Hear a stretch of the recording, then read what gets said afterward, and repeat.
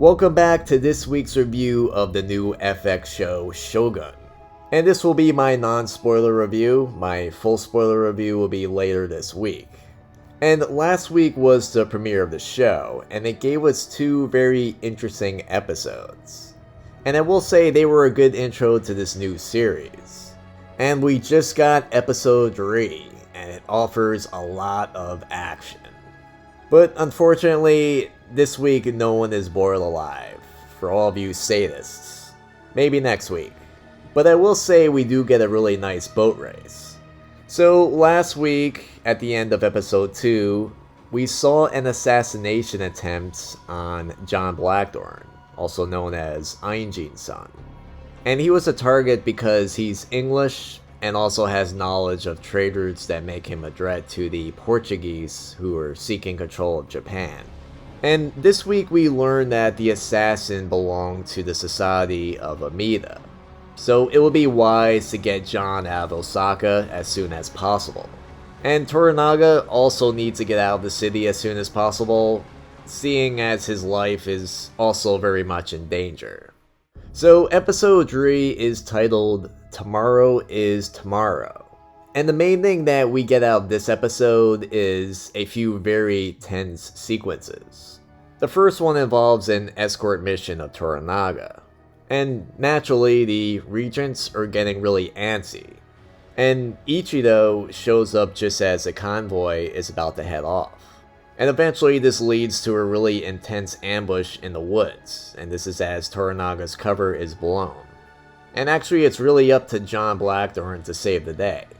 And I will say this entire sequence is just brilliantly and tactically edited. It has a ton of tension. And like I said last week, this show just looks really good. It's very well made. And this episode just had a lot of great night sequences. And it was pretty impressive how they were able to just use torches and flaming arrows just to light up the fight scene. And the battle in the woods was just really well choreographed. It looked really good. But I did hear some people complain that the scene was too dark. And maybe some people may find that, but I was fine with it. After all, it is a scene at night, it is going to be a little dark, but I was able to see everything that was going on. And like I mentioned, later on, there's this really great boat race. We finally get to see John Blackthorne's skill as a pilot. And you could just tell with this episode that this is where the overall narrative of Shōgun begins to really take form.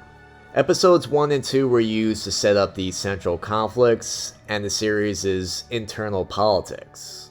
And that stuff was definitely a little slow. But episode 3 begins to settle into a really nice pace of storytelling. And there's also a really big thing that happens to one of the characters. It's very important, and it will change the rest of the show. And with that being said, the show is still very just dense in details and politics.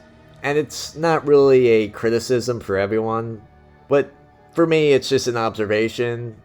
Some people may find it boring, and I definitely get that. But just the politics and just the fact that there's a lot of characters and there's also a lot of alliances, it can really be exhausting just trying to keep up with all this. And this show really does demand your undivided attention, and you really have to pay attention. Something not all of us want to do. Sometimes you just want to shut everything off and watch something. This isn't that kind of show. And it's definitely a show that a lot of audiences today are going to have trouble with. And I'm sure a lot of people just tune out after last week's episode. They probably just figured it wasn't for them. And the problem I did hear a lot of people saying was that the show doesn't explain the Japanese hierarchy very well. And I could definitely see casual viewers just being confused by how Japan works and everything. There was a lot of just confusing politics of that time period. But luckily the show on Hulu also has a English dub, and it's actually really well made. So at least some casual viewers have this option. But so far I'm still enjoying the show. I'm still excited to see what's going to happen next. And we finally got a great samurai show. That's everything I wanted. And I can already see that people are interested in watching samurai movies now, so that's a great thing. And I just love how they put big name actors in the show. Once again, Hiroyuki Sanada, he just has a magnetic screen presence. And I find that he's just one of those actors that could elevate the movies that he's in. And I know that his character is different from the novel's Toranaga. Like I said last time, the Toranaga from the novel, and also Mifune's version of it, he was more like a warlord. And he was the type of person who you never really trusted. He wouldn't hesitate to kill you if he saw an advantage to it. And that's definitely more accurate to the actual Tokugawa Ieyasu that he's based on. But I'm really fine with just either version, and I don't have a problem with it, mainly just because it's Hiroyuki Sanada. He's able to pull it off. And unfortunately, Anna Sawai still isn't doing much for me. I just find her acting very wooden, and she just lacks that likability and charisma that Mariko had in the novel and even the 1980 series. Mariko should just be a character that charms you when she's on screen, and this one just doesn't do that. And honestly, her acting isn't too different from other stuff I've seen her in, like the Monarch show. And in that show, she's really just the same character as this, so maybe that's just her acting. But there's still time for that to change. There's still 7 more episodes. Maybe she'll eventually warm up when they get into the love story later on. And it actually was first hinted at in this episode. But Cosmo Jarvis, on the other hand, I'm actually starting to like. I might even like him more than Richard Chamberlain.